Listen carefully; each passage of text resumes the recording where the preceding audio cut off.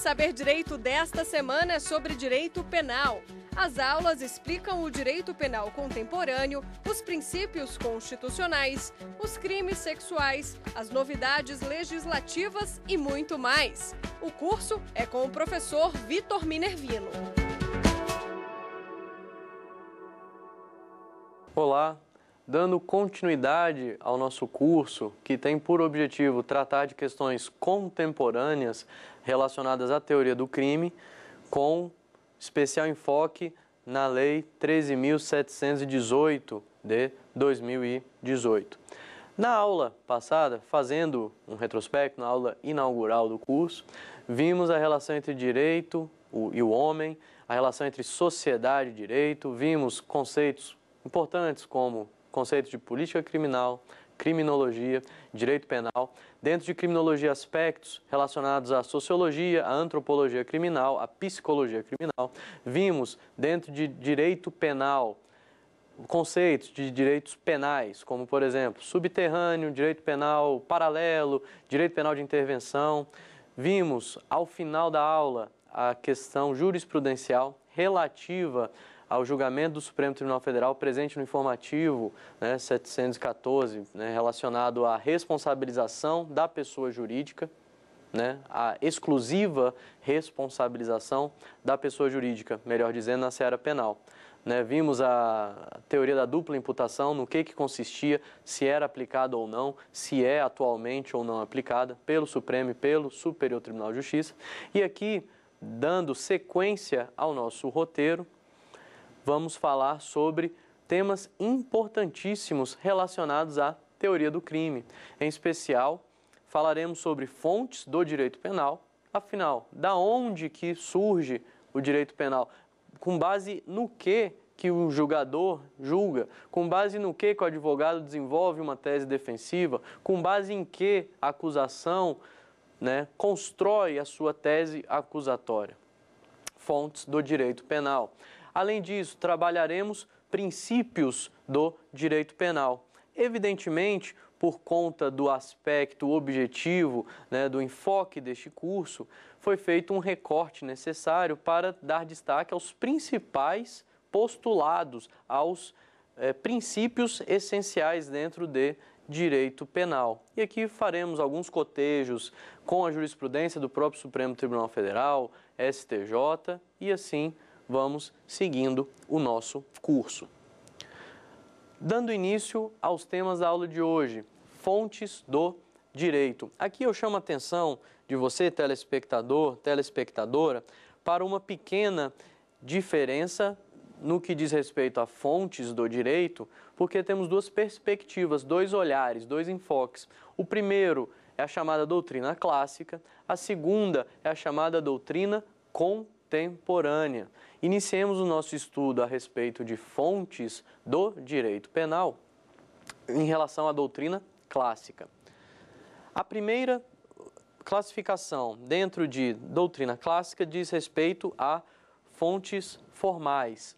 Nada mais são do que instrumentos pelos quais o direito penal ele se desenvolve. Dentro de fontes formais, de acordo com a doutrina clássica, temos a chamada fonte formal imediata, nada mais é do que a lei, e a fonte formal mediata, princípios gerais do direito, costumes. Então, repetindo aqui, doutrina clássica, fontes formais. Temos fontes formais imediatas, fontes formais mediatas. Fontes formais imediatas, a lei. Fontes formais mediatas, costumes e princípios gerais do direito penal. Saindo da doutrina clássica, entrando na doutrina moderna, na doutrina contemporânea, já vamos perceber algumas, não só diferenciações, como complementações, especificações, atualização natural, que não só o direito penal, como outros ramos do direito acabam passando. E aqui, fontes formais imediatas. Percebam que não apenas a lei, mas Constituição Federal, tratados e convenções de direito internacional, tudo isso fazendo parte, fazendo um paralelo breve com o direito constitucional do chamado bloco de constitucionalidade, diplomas normativos além da lei, são vistas pela doutrina moderna, pela doutrina, né, também por alguns chamados de doutrina contemporânea, como fontes formais imediatas. Fontes formais mediatas. Percebam aqui que a doutrina contemporânea, diferentemente da doutrina clássica, vai falar sobre doutrina. Fontes formais mediatas são os doutrinadores, são os estudiosos do direito penal. Na aula passada, vimos uma série de doutrinadores aqui para exemplificar para você, telespectador. Exemplo, Winfried Hassemer, Klaus Roxin, Günther Jacobs, são doutrinadores. Guilherme de Souza Nucci, Rogério Sanches, Paulo Queiroz, são doutrinadores, são estudiosos do direito penal. E aqui, pela doutrina contemporânea, doutrina moderna, eles todos, esse grupo de pessoas, são vistos como doutrinadores, fonte formal, portanto, mediata. Já um outro aspecto dentro daquela ideia de complementação do estudo que a doutrina moderna contemporânea tem em relação à doutrina clássica, vai dizer respeito a costumes. Eita, costumes. Uma primeira informação. Em seguida, trataremos sobre o conceito de costumes. A doutrina moderna, ao contrário da doutrina clássica, ela vai trabalhar costumes como sendo fontes informais do direito penal. Repetindo, fontes informais do direito penal. Aqui, antes de trabalharmos o conceito de costumes, portanto, vamos, naquela mesma lógica do quadrinho imaginário visto na primeira aula, trabalhar diferenças entre doutrina clássica, doutrina contemporânea a respeito das fontes do direito. Doutrina clássica, fonte formal, trazendo instrumentos do direito penal. Temos fontes formais imediatas, no caso, leis. Fontes formais imediatas, temos aqui os princípios gerais do direito e os próprios costumes. No outro quadrante, doutrina moderna, temos fontes formais imediatas, lei, Constituição Federal, tratados, convenções internacionais. Temos as fontes mediatas, seriam apenas a doutrina e contemplando mais um quadrante, que não é abordado na doutrina clássica, que são as fontes informais, que são chamados costumes. Ok, feita essa diferenciação histórica e científica, importante agora trabalharmos costumes. Professor, o que é um costume? Perceba aqui de maneira didática, até para que seja de fácil apreensão, costumes. Costumes, eles são nada mais, nada menos do que atos reiteradamente praticados por uma determinada sociedade em um determinado contexto social, econômico e histórico, tá? Reiteração uniforme de determinados atos. E aqui um exemplo do cotidiano, para que você já tenha uma primeira apreensão, uma percepção do que é o costume para o direito penal.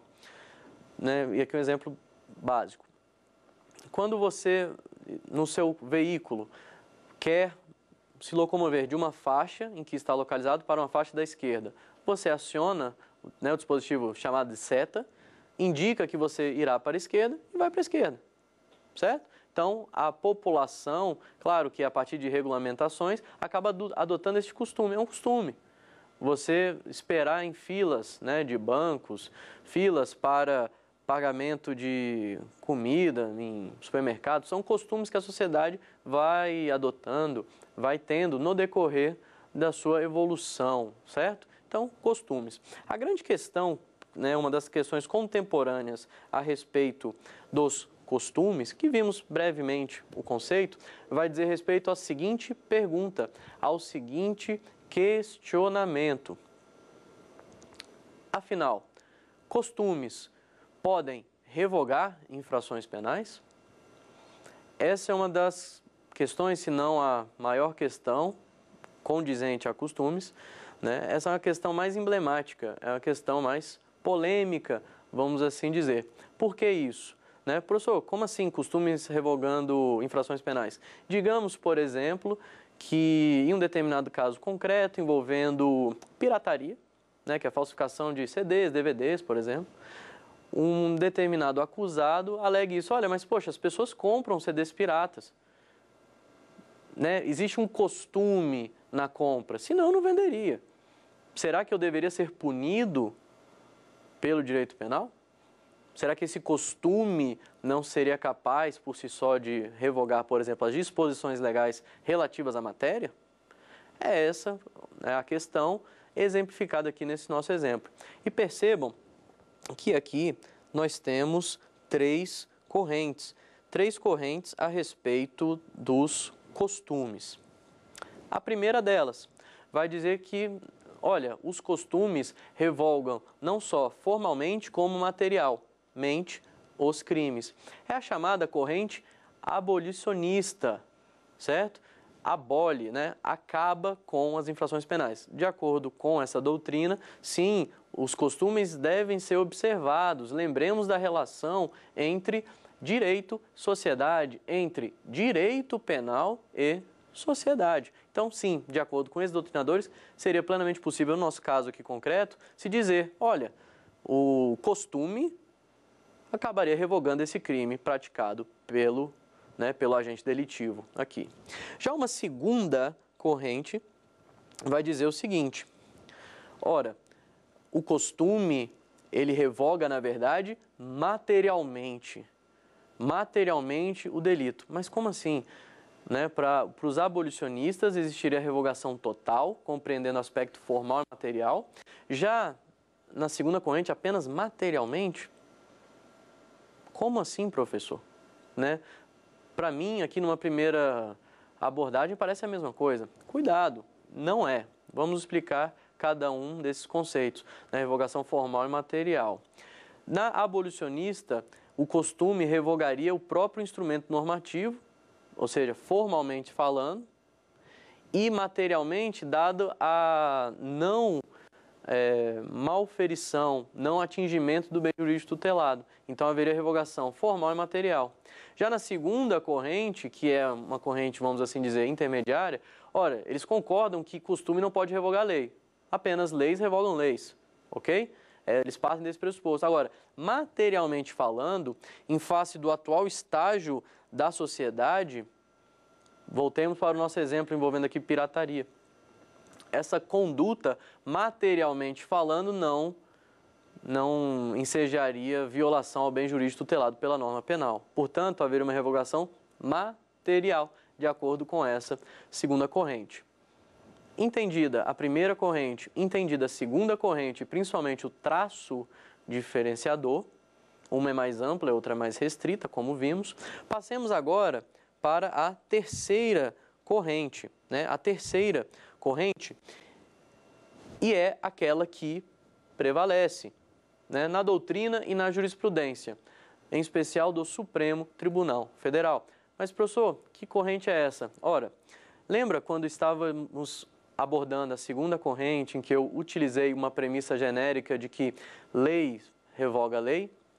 É justamente essa premissa que vai dizer o seguinte, olha, costumes não são capazes de revogar leis penais.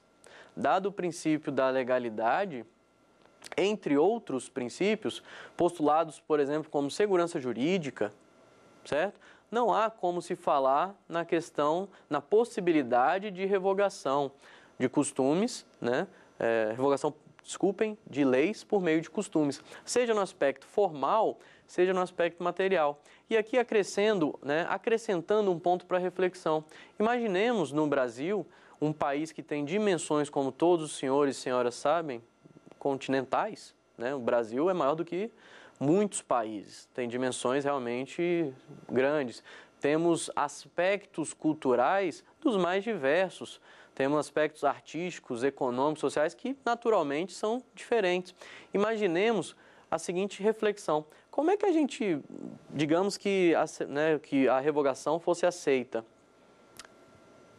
Como é que a gente unificaria costumes? Quer ver um exemplo prático? Tem regiões do país em que, em determinados horários, de meio-dia às 2 da tarde, órgãos, empresas dão uma pausa no serviço e retornam no meio da tarde. Tem cidades de menor extensão territorial, populacional, em que as pessoas dormem mais cedo, por exemplo, do que em grandes capitais, em grandes centros metropolitanos. Então, como é que a gente unificaria os costumes, né, dado que a União cabe legislar sobre direito penal? Como é que a gente organizaria isso na prática? Então, é uma outra questão que eu coloco aqui para a reflexão dos senhores. Lembrando, da corrente abolicionista, a corrente intermediária e a terceira corrente que não aceita a revogação, a que prevalece é a terceira corrente, tanto Supremo Tribunal Federal como doutrina majoritária, ok? Ok. Dando sequência aqui, saindo um pouquinho das fontes e essa primeira, né, questão contemporânea que eu chamei a reflexão, vamos trabalhar agora com os princípios. Princípios. Tema complexo, tema instigante, mas muitas vezes um tema espinhoso, não só em direito penal, como em outros ramos do direito. Direito civil, direito administrativo, direito tributário, direito empresarial. O primeiro princípio que eu elenquei para abordar, né, julgo a matriz de todo o raciocínio criminal atual, né, no nosso sistema brasileiro, diz respeito ao princípio da legalidade. Professor, princípio da legalidade. A gente escuta falar basicamente todo dia desse princípio.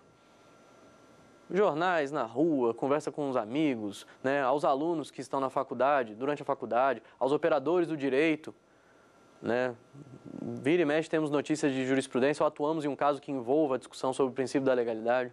O que é esse princípio de maneira geral? Uma ideia, uma concepção inicial. O princípio da legalidade dispõe para tratar sobre direito penal, cuja punição é naturalmente mais grave, vimos na aula passada, é necessária a edição de não todo e qualquer ato administrativo. Não é a edição de todo e qualquer ato que vai possibilitar punições em regra, e sim leis. Leis que têm todo um procedimento legislativo próprio, disciplinado na Constituição Federal de 88 e nos respectivos regimentos internos, né, no âmbito da União, Câmara dos Deputados e Senado Federal. Então, essa primeira ideia diz respeito ao princípio da legalidade. A garantia de que um determinado crime só vai existir se, antes, o poder responsável pela atividade legiferante, legislativo, editar norma, editar uma lei, ok? Em sentido formal. Ok. Dentro da legalidade, existe uma questão importante e que é bastante difundida, que é a chamada retroatividade da lei penal mais benéfica. Mas espera, a gente vai ter que fazer um paralelo aqui com outro postulado, que é o chamado da anterioridade. Além da lei penal existente, né, além do mecanismo legiferante, é necessário que essa lei penal seja anterior ao fato, para que possa a pessoa que comete determinado delito ser por essa lei julgado, ok? Esse é um postulado básico, princípio da anterioridade. No direito penal, e vocês que estão me escutando irão concordar, uma percepção preliminar que vai gerar essa possibilidade de retroatividade mais benéfica, já adiantando. Existe um desequilíbrio muito grande entre a atuação estatal acusatória e a pessoa que sofre os constrangimentos próprios de uma investigação penal, próprios de um processo penal. Certo? Certo. Diante desse desequilíbrio é que se constata a possibilidade, dentre outros argumentos, de que, digamos que em um determinado caso concreto, a pessoa esteja respondendo pelo crime de furto, praticou o furto em abril de 2018. E durante o processo, advém uma nova lei, reduzindo pela metade a pena do crime ali praticado. A retroatividade da lei mais benéfica vai dizer o seguinte, olha, essa lei, como beneficia o acusado, no caso com a redução da pena, deve ser aplicada, mesmo o fato tendo ocorrido antes, tá? Mesmo o fato tendo ocorrido antes da norma. Porque já existe naturalmente um desequilíbrio punitivo entre Estado e defesa, entre Estado e principalmente o acusado, entre outros elementos, ok? Em relação à retroatividade da lei penal mais benéfica, uma súmula, aproveitando o viés deste curso, uma súmula que eu gostaria de destacar, até para que a gente trabalhe alguns conceitos dentro de teoria do crime, é a seguinte: súmula 711 do Supremo Tribunal Federal. Súmula, repetindo, 711 do Supremo Tribunal Federal. Professor, afinal, o que a súmula traz? O que essa súmula, né, traz para a gente? Aqui eu me permitam a leitura breve. Aspas, a lei penal mais grave aplica-se ao crime continuado ou ao crime permanente, se a sua vigência é anterior à cessação da continuidade ou da permanência. Aqui é uma exceção à regra geral. Por que isso? Peguemos aqui o primeiro exemplo que eu dei do crime de furto para compararmos com o que a súmula está nos dizendo. Em relação ao crime de furto, né, temos um crime instantâneo aqui, um crime, né, material. Então, essa súmula não se aplica. Essa súmula, ela está dizendo basicamente o seguinte: vamos trabalhar um segundo exemplo para compararmos, né, as duas realidades, as duas conclusões que são diversas.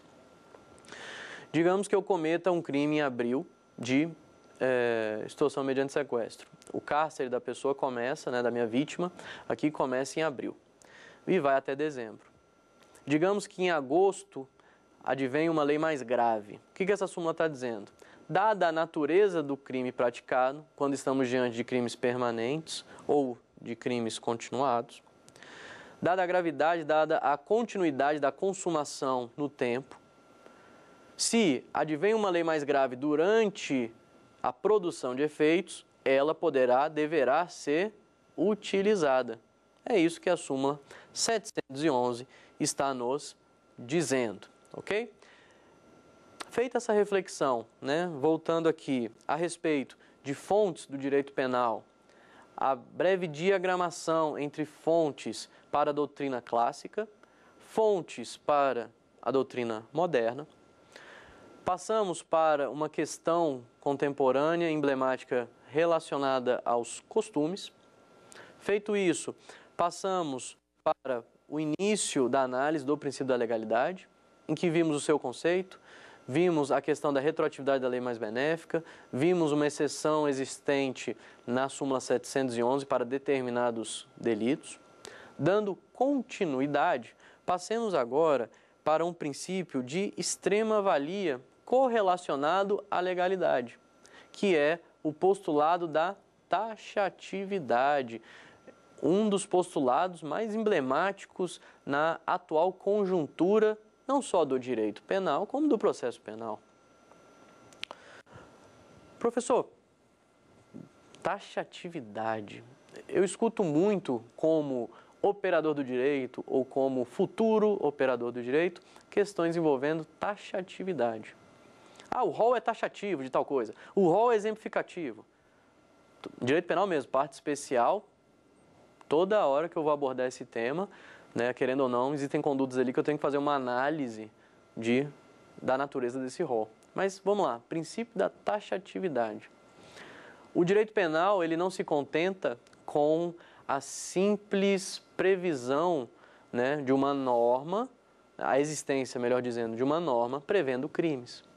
Mais do que isso, você, operador do direito, em especial o poder legislativo, ao legiferar, ao legislar, você, operador do direito, no, né, poder judiciário, ao julgar uma determinada demanda envolvendo discussões sobre uma lei específica, um artigo específico, muita atenção.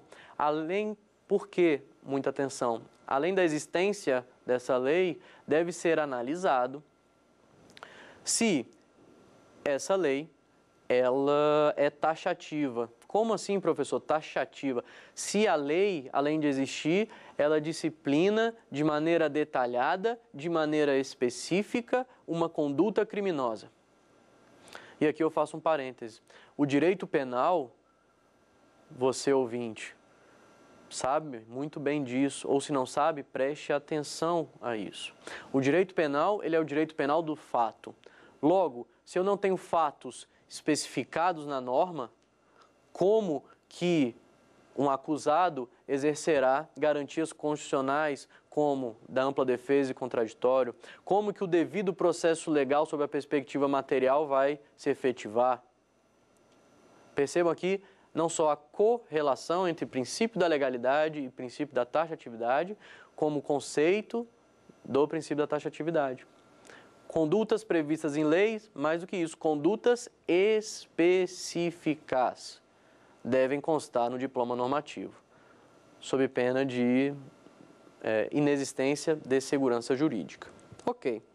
Saindo aqui, né, do princípio da taxatividade, outro princípio que norteia a aplicação do direito penal vai dizer respeito ao princípio da proporcionalidade. Percebam aqui, né, em proporcionalidade, lato sensu, né, compreendendo a necessidade, a adequação e a proporcionalidade em sentido estrito. Em todos os momentos, absolutamente todos os momentos, não pode o Estado, dentro da persecução penal, agir de maneira desproporcional. Deve o Estado investigar de maneira proporcional. Deve o Estado ajuizar a respectiva denúncia com base na proporcionalidade. Deve a instrução processual, né, respectiva também ser trabalhada, dentre outros princípios, com base na proporcionalidade. Deve o magistrado realizar, sim, um juízo de proporcionalidade a respeito da acusação, a respeito da defesa apresentada, respectivamente das teses acusatórias e teses defensivas, agindo de maneira proporcional, seja para condenar, seja para absolver. Após a condenação, digamos, após o regular trâmite recursal, né, em que você tem precedentes recentes possibilitando a execução provisória da pena a partir, né, do acórdão da segunda instância. Já na execução de pena, igualmente, deve o juiz responsável pela execução penal, o juiz da vara de execuções penais, agir com proporcionalidade em relação a todos os problemas que lhe sejam entregues para resolver, equilibrando pretensão do Estado, de um lado, e, ao mesmo tempo, os direitos fundamentais e as garantias fundamentais do acusado. Então, o princípio da proporcionalidade, tanto o aspecto penal, objeto aqui do presente curso, como também o aspecto processual penal, igualmente relevante. Dando continuidade, um outro princípio que é muito, mas muito difundido, né? Todos têm uma noção do que é o princípio da insignificância. Princípio da insignificância. Afinal, o que seria esse princípio? No que consistiria o princípio da insignificância? E associado a ele, um outro princípio muito comum, adequação social. Percebam que tanto o princípio da insignificância como o princípio da adequação social nada mais são do que desdobramentos de um outro caráter, de um outro postulado do direito penal, que é a intervenção mínima. Façamos a lógica inversa. Primeiro, vamos conceituar a intervenção mínima, em seguida, insignificância e adequação social. Intervenção mínima. O direito penal, ele deve ser a última razão, a última ratio, né? Utilizando aqui um pouco do latim. Ele só deve se ocupar dos problemas caso e apenas, né, se os outros ramos do direito não derem conta. A intervenção mínima dada a gravidade das punições ao sistema penal inerentes. Dentro dessa intervenção mínima, né, em que o direito penal deve intervir o mínimo possível, temos o princípio da insignificância, o princípio da adequação social. A adequação social, o direito penal, assim como toda e qualquer norma jurídica, deve se adequar à sociedade. Vimos lá atrás, vimos na aula anterior. Ora, se o direito é pressuposto da sociedade, e vice-versa, as normas devem se adequar socialmente. Agora, o princípio que é um pouco mais extenso e a análise requer um pouco mais de cuidados. Princípio da insignificância. Afinal, o que é isso? Princípio da insignificância. Escuto muito, mas não sei tanto quanto gostaria. É normal essa apreensão, dada a quantidade de casos envolvendo e principalmente aspectos que veremos aqui casuísticos sobre a aplicação ou não desse princípio na nossa jurisprudência. Princípio da insignificância. Na análise dos elementos do crime, né, pelo nosso objetivo aqui em sala, não será possível abordar toda a teoria do crime. Tá? Então, fazendo uma breve revisão, os elementos constitutivos do crime. Temos a tipicidade, temos a ilicitude, temos culpabilidade. Dentro da tipicidade, existe uma diferenciação, um detalhamento importantíssimo para fins de análise do princípio da insignificância, para que possamos entender o princípio da insignificância. Tipicidade formal, tipicidade material. Ok? Tipicidade formal é a subsunção de um caso, um fato da vida à norma. Tipicidade material é a relevância da lesão ao bem jurídico. Então, perceba que o princípio da insignificância, né, ele não vai falar que não existe tipicidade formal. O fato, teoricamente, ele se linka, ele se conecta ao tipo penal. Agora, materialmente falando, temos um problema. E a partir dessa tipicidade material, se no caso concreto tivermos a presença, né, os requisitos que veremos a seguir do princípio da insignificância, teremos a chamada atipicidade material do fato. Ok? Então, de maneira sucinta, tipicidade é isso. Requisitos da tipicidade. Primeiro, mínima ofensividade da conduta. Segundo, ausência de periculosidade social da ação. Perceba aqui a análise material do fato. Terceiro, reduzido grau de reprovabilidade do comportamento, certo? Então, isso também é analisado por quem? Pelo juiz, no caso concreto, e trabalhado pela acusação e defesa, cada um no seu respectivo e legítimo interesse. Por fim, inexpressividade da lesão jurídica causada. A análise desses requisitos torna possível uma seguinte conclusão. A casuística faz parte da aplicação do princípio da insignificância. Os próprios requisitos trazem expressões naturalmente subjetivas. Não é que seja errado ou seja certo, mas sim questões que, por exemplo, para mim, podem não representar um reduzido grau de reprovabilidade, mas para você, telespectador, pode sim. Digamos que sejamos juízes de varas criminais distintas.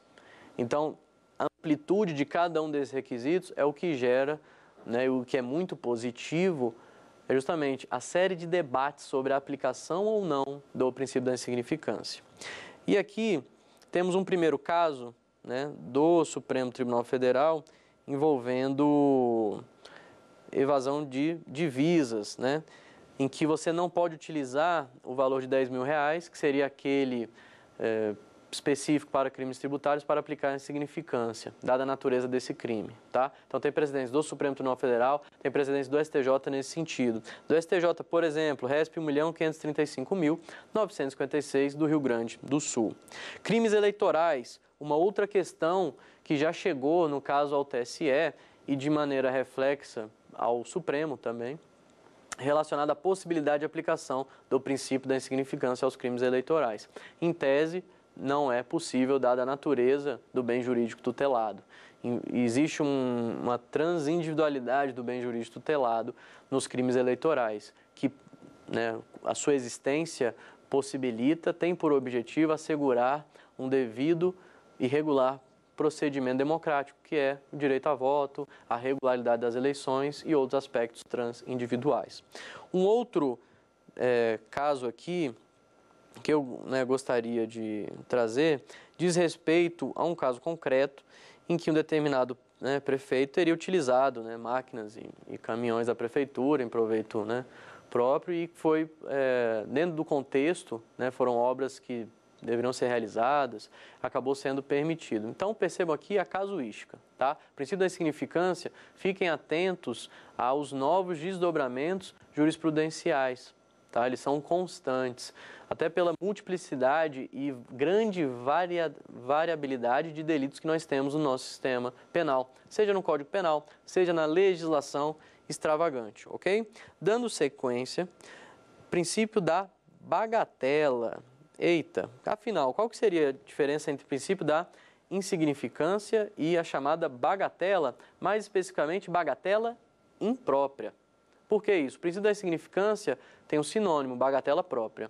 Já a bagatela imprópria é diferente, ok? Na bagatela própria, a insignificância recai sobre a conduta. Na bagatela imprópria, o resultado da conduta que deve ser analisado, ok? Qual foi o resultado causado ao agente? Então, um grande exemplo que é citado pela doutrina na bagatela imprópria. Olha, uma pessoa acabou manobrando o carro de maneira negligente, imprudente, acabou atropelando um bebê que estava ali nas proximidades, não viu, e acabou, o bebê veio a óbito, o filho da pessoa. Então, não há punição que o direito penal possa dar que seja pior do que o resultado naturalístico do delito, tá certo? Então, bagatela própria, sinônimo de insignificância, bagatela imprópria, ok? Fizemos aqui essa breve diferenciação. Dando continuidade nos princípios, que estamos vendo aqui.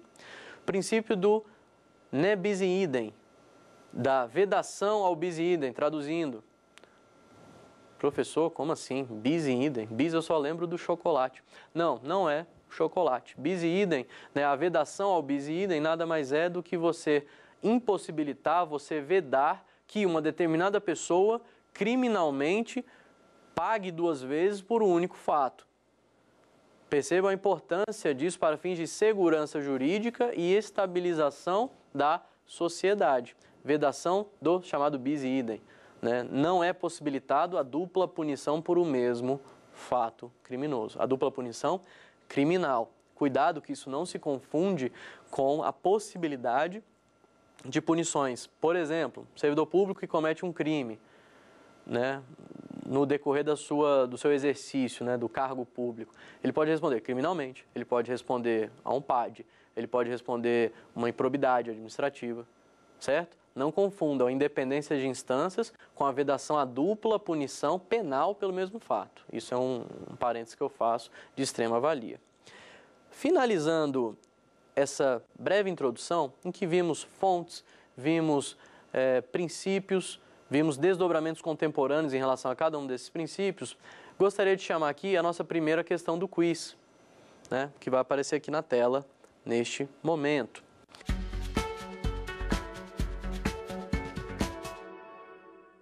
Sobre os princípios da insignificância, né, e da vedação do bis in idem, marque a alternativa correta. Letra A, ambos são aplicados no Brasil? Letra B, apenas o princípio da insignificância é aplicado no Brasil? Letra C, apenas o princípio da vedação ao bis in idem é aplicado no Brasil? Ou letra D, nenhuma das alternativas anteriores. Perceba como muito bem destacado e exemplificado por casos jurisprudenciais, é possível concluir que a letra correta é a letra A. Ambos são aplicados no Brasil, tanto a vedação do bis in idem como o princípio da insignificância. Em relação ao princípio da insignificância, apenas devendo o operador do direito, né, ter uma determinada atenção em relação ao caso, ao crime que está sendo debatido. Alguns crimes cabem sim o princípio da insignificância e outros não. Então, letra A, ambos são aplicados. Não há que se falar que apenas o princípio da insignificância é aplicado ou que apenas o princípio da vedação ao bis in idem seja aplicado, né? E muito menos a alternativa D, porque a A está correta. Então, também não deve ser marcada a alternativa D. Dando sequência aqui aos nossos estudos, finalizado, né, a primeira questão, um ponto, né, um princípio importante diz respeito à responsabilidade subjetiva do agente, princípio da responsabilização subjetiva. Basicamente, no direito penal, e em regra, obviamente, o direito penal ele analisa um ato ou uma omissão, nexo de causalidade, dano existente e a existência de dolo ou culpa por parte do agente. Então, é a chamada responsabilização subjetiva.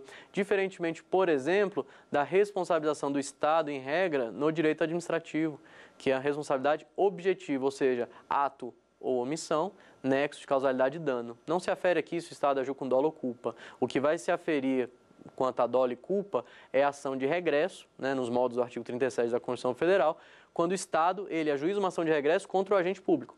E aí ele analisa, né, o juiz, no caso, se houve dolo ou culpa por parte do agente público ou não, mas é uma relação entre Estado e o seu servidor público. Nada tendo a ver com o Estado em particular, cuja responsabilidade acabamos de falar.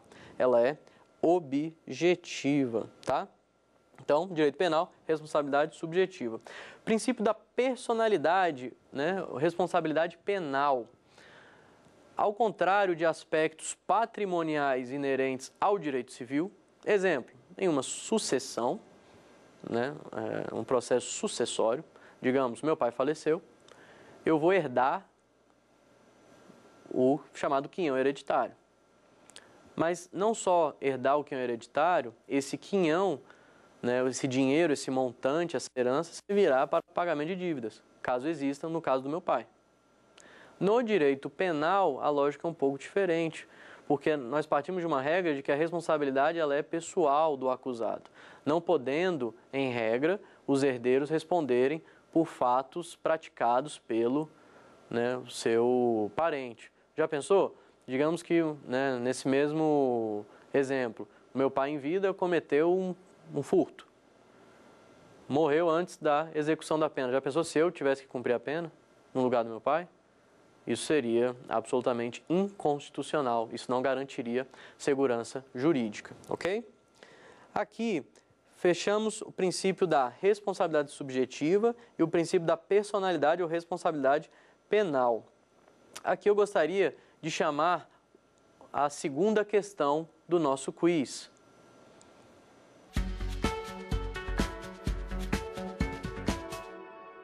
Vamos lá. A respeito da responsabilidade penal no direito, né, penal, marque a opção correta. Letra A. Adota-se a responsabilização objetiva no direito penal como regra, assim como ocorre no direito administrativo.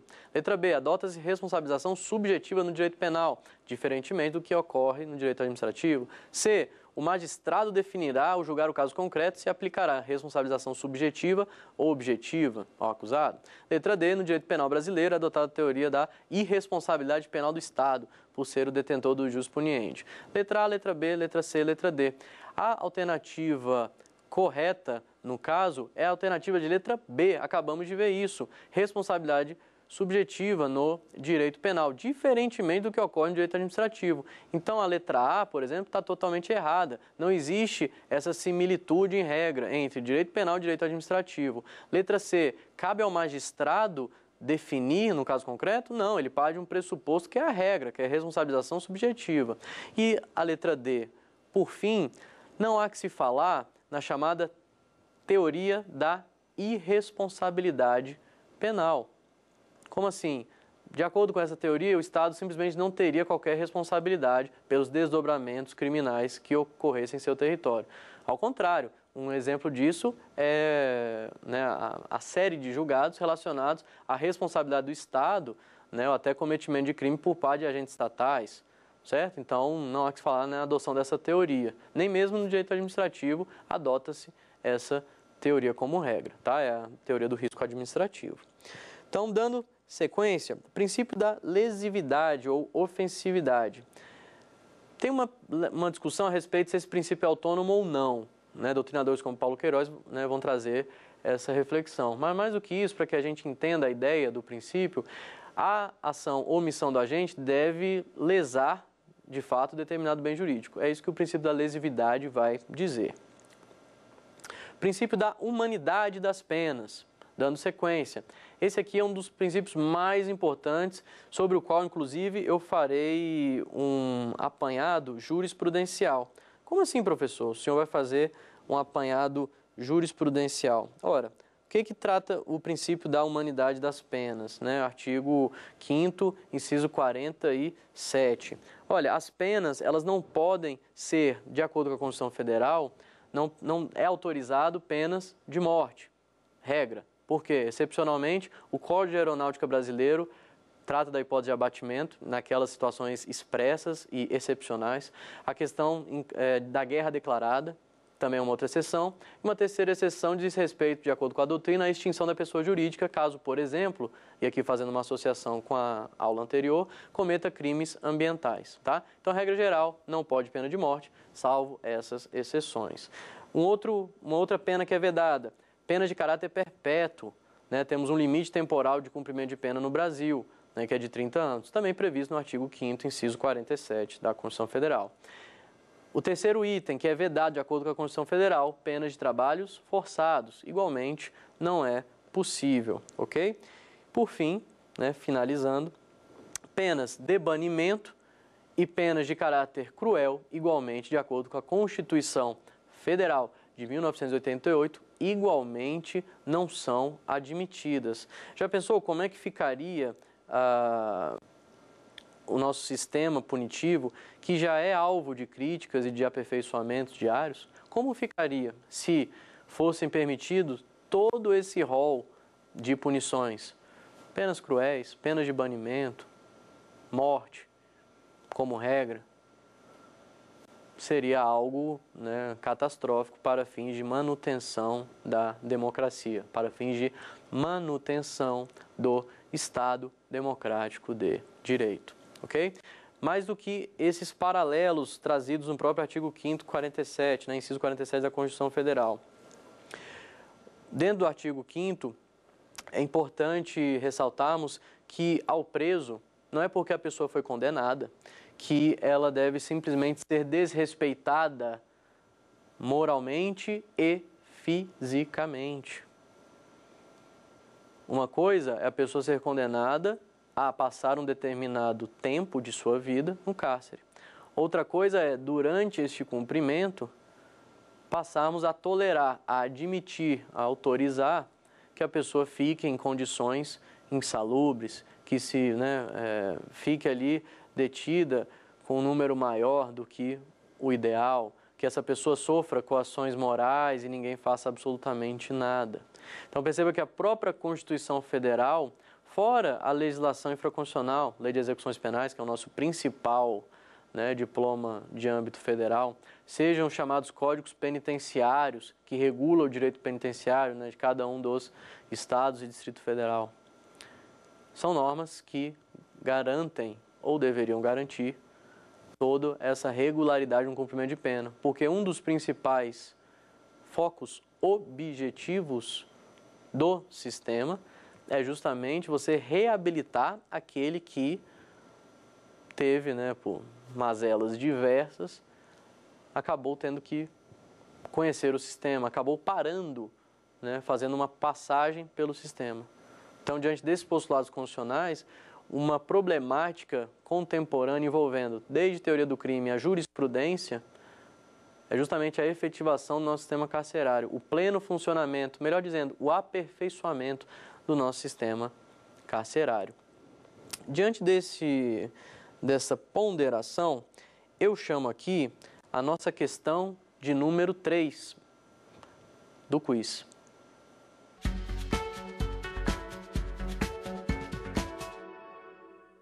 Vamos lá? Sobre os princípios da ofensividade e da humanidade das penas. Marque a alternativa correta. Letra A. Ambos seriam inaplicáveis ao direito penal? Letra B. Ambos são aplicáveis ao direito penal. Letra C. Apenas o princípio da ofensividade é aplicável ao direito penal. Letra D. Apenas o princípio da humanidade das penas é aplicável ao direito penal. Vimos em sala de aula que ambos são aplicáveis ao direito penal, tanto o princípio da ofensividade como o princípio da humanidade. Então, a alternativa correta, já adiantando, letra B, ambos são aplicáveis ao direito penal. Ora, a ofensividade, o princípio da ofensividade garante, né, fazendo um paralelo, uma conexão com outro princípio, até mesmo o jus puniendi proporcional do Estado perante particulares, em que você analisa a ofensividade da conduta, não jogando toda e qualquer ação ou omissão para a tutela do regime penal, do direito penal.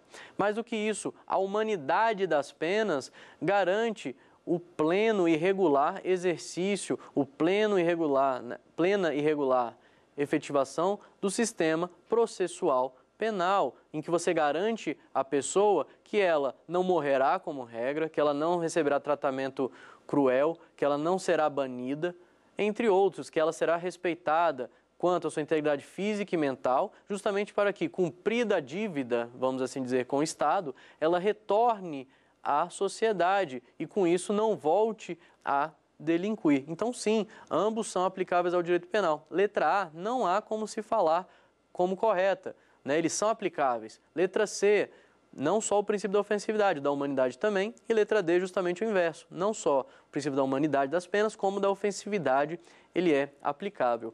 O grande problema da efetivação do sistema penal diz respeito não ele aplica ou não, mas sim como aperfeiçoaremos um sistema que, em que pese ter muitos aspectos positivos, tem alguns outros que precisam melhorar, e muito.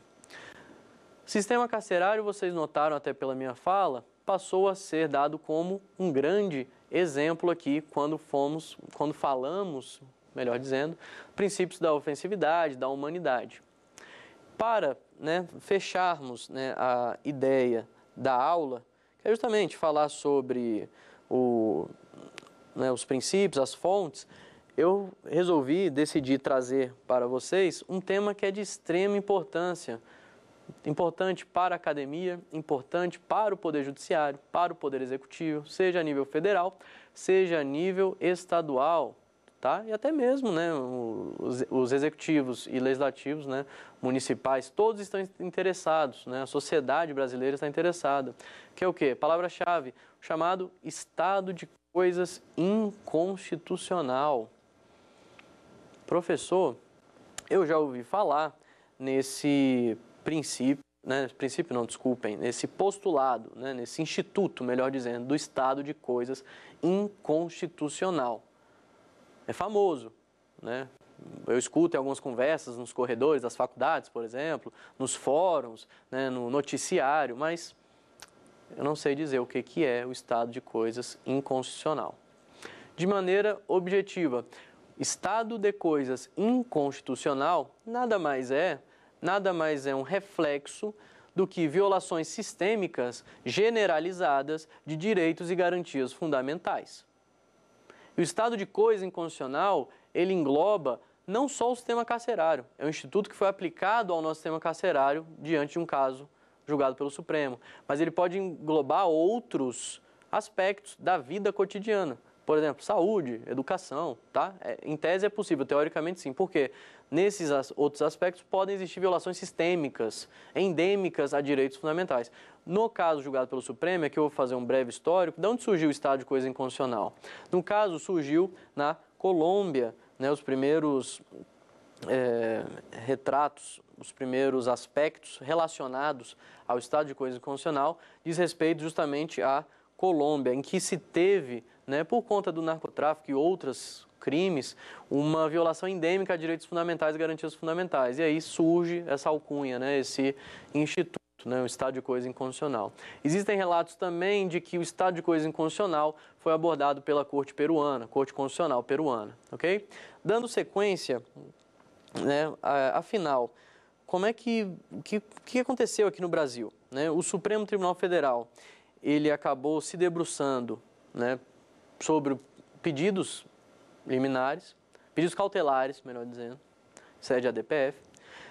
Mas o que estava em jogo aqui? O que se pedia? Olha, diante da série de dados, notícias, pesquisas, elementos, demonstrando que o sistema carcerário como um todo sofre mazelas gravíssimas quanto à efetivação de direitos fundamentais, violações sistêmicas, perenes de direitos dos detentos, dos familiares, dos funcionários que são responsáveis pela guarda dos presos, das pessoas que estão ali no sistema. Dada essa violação generalizada, foi ajuizado uma ação de descumprimento de preceito fundamental, para que o Supremo debatesse. Primeiro, a possibilidade do Poder Judiciário intervir ou não em aspectos inerentes ao Poder Executivo, mas mais do que isso, como é que a gente resolve esse problema? Certo? Então são questões, o mérito ainda não foi totalmente julgado, mas são questões importantíssimas. Tá? Nessa cautelar, o que foram os dois pontos aqui deferidos? Primeiro, vai dizer respeito à audiência de custódia.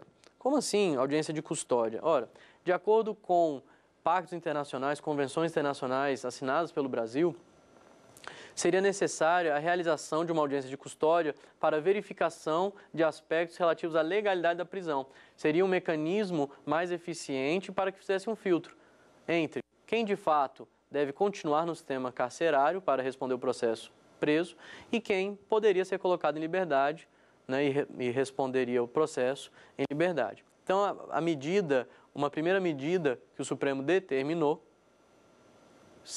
consiste justamente nessa questão da audiência de custódia, na necessidade de regulamentação e principalmente implementação célere e eficiente da audiência de custódia. Esse foi o primeiro aspecto.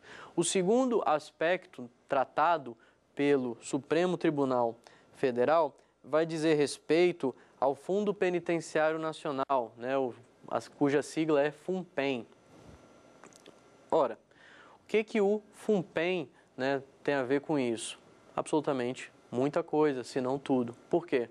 Nesse pleito existia um pedido cautelar no sentido de que, olha, os recursos, né, constantes ali no fundo, eles deveriam ser liberados justamente para o fortalecimento, aprimoramento, estruturação do sistema carcerário, dentro das regulamentações específicas em relação à União, Estados, etc., conforme a regulamentação própria. Então, foi um outro pleito em que se discutia, né, a questão da efetivação do sistema carcerário. Com base nesses dois resultados, né, já existentes em relação a este caso julgado pelo Supremo Tribunal Federal, eu encerro a aula de hoje, né, fazendo um breve retrospecto. Falamos sobre fontes, princípios de direito penal e um caso interessantíssimo julgado, que é justamente o estado de coisa inconstitucional. Muito obrigado pela atenção e até a próxima aula.